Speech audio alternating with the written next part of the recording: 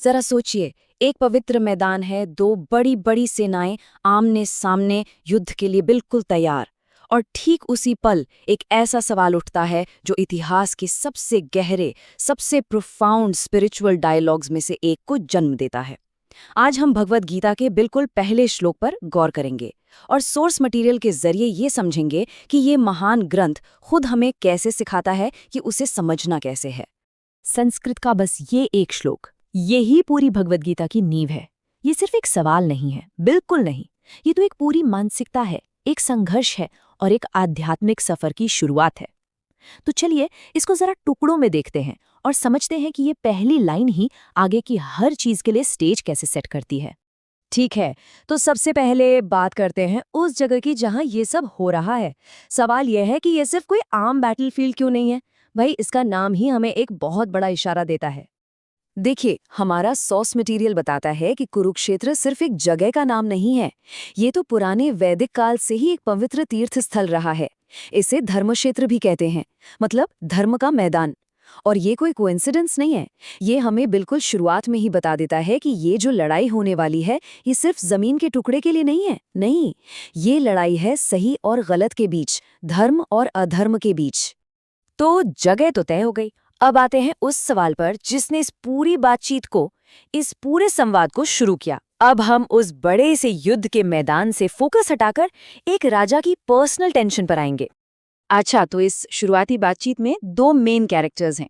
एक तरफ है राजा धृतराष्ट्र, जो देख नहीं सकते और अपने महल में बैठे हैं, और दूसरी तरफ है उनके सलाहकार संजय। अब संजय के पास एक दिव्य दृष्टि है, जिससे वो बैटलफील्ड पर जो कुछ भी हो रहा है वो सब देख सकते हैं और राजा को बता सकते हैं। और राजा यही सवाल पूछते हैं, हे संजय, उस पवित्र भूमि कुरुक्षेत्र में जो लड़ने की इच्छा से इकट्ठा हुए हैं, मेरे बेटे और पांडु के बेटे, उन्होंने क्या किया? अब जरा ध्यान दीजिएगा, इस सवाल में चिंता तो है, लेकिन साथ ही एक बहुत गहरा बंटवारा भी छिपा है। अब यहाँ जो बात सच में इंटरेस्टिंग है, वो है राजा के चुने हुए शब्द। वो कहते हैं ममा का, यानी मेरे बेटे, और पांडवा, मतलब पांडु के बेटे। वो उन्हें एक ही परिवार का हिस्सा मान ही नहीं रहे। ये मेरे और उनके वाली जो भावना है ना, यही तो इस पूरे कॉन्फ्लिक्ट की जड़ है। और ये साफ साफ दिखाता है कि राजा का दिल लगाव और पक्षपात से भरा हुआ है। अब मन में सवाल आता होगा कि संजय ने इस पर क्या जवाब दिया, है ना? लेकिन इंटरेस्टिंग बात यह है कि हमारा सोर्स मटेरियल हमें सीधा जवाब पर नहीं ले जाता। नहीं, इसके बजाय वो हमें पहले ये समझाता है कि भगवद गीता आखिर है क्या। ये सिर्फ एक कहानी नहीं है, ये उससे कहीं ज्यादा, कहीं गहरी चीज है। इसे कहते हैं पारमार्थिक विज्ञान। इसका मतलब क्या हुआ? इसका मतलब है परम सत्य का विज्ञान, एक सुप्रीम स्पिरिचुअल नॉलेज। ये बात इसे नॉर्मल दुनियावी ज्ञान से कहीं ऊपर रख देती है। और इसका मतलब ये भी है कि इसे समझने के लिए एक बहुत ही खास अप्रोच की जरूरत है।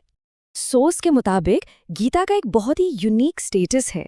कहा जाता है कि दुनिया के बाकी सारे धर्मग्रंथों का जो ज्ञान है वो सब इसमें मिल जाएगा, लेकिन इसमें कुछ ऐसी बातें भी हैं जो और कहीं नहीं मिलेंगी, और यही चीज इसे इतना इतना एक्स्ट्रॉर्डिनरी बनाती है। और बस यहीं से हम सोर्स के मेन मैसेज पर आते हैं कि इस पारमार्थिक विज्ञान को समझने का एक सही तरीका है, एक प्रिस्क्राइब्ड मेथड है। सबसे पहला और सबसे जरूरी नियम क्या है? यही कि गीता की इंटरप्रिटेशन अपने मनमाने या सेल्फिश मोटिव्स के लिए नहीं करनी चाहिए। अगर कोई इसे अपने फायदे के लिए तोड़ मरोड़ कर पेश करने की कोशिश करता है ना, तो वो इसके असली मतलब तक कभी पहुंच ही नहीं पाएगा। तो फिर वो सही तरीका है क्या? देखिए, सोर्स हमें 3 बातें बताता है। पहला, इसे किसी कृष्ण भक्त के गाइडेंस में पढ़ना चाहिए। दूसरा, सेल्फिशली मोटिवेटेड इंटरप्रिटेशन से बचना चाहिए। और तीसरा, गुरु शिष्य परंपरा को फॉलो करना चाहिए। मतलब नॉलेज को एक ऑथेंटिक सोर्स से ही लेना चाहिए। और इस मेथड का सबसे परफेक्ट एग्जाम्पल कौन है? खुद अर्जुन।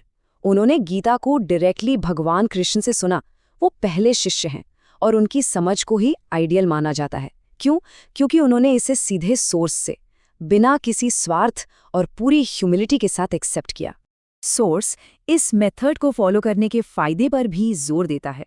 वो कहता है कि अगर कोई फॉर्चुनेट इनफ हो कि गीता को इस तरह से समझ ले, तो वो इंसान सभी वैदिक ज्ञान और दुनिया के सारे धर्म ग्रंथों की स्टडी से भी आगे निकल जाता है। तो अब हम इस विश्लेषण के एंड पर आ रहे हैं, जो हमें गीता की अथॉरिटी और इसकी स्टडी में इतनी स्ट्रिक्टनेस क्यों है, इसके पीछे का असली कारण बताएगा, जैसा कि सोर्स में बताया गया है। गीता की इतनी यूनिक अथॉरिटी क्यों है? इसे इतनी सावधानी से समझने की क्या जरूरत है?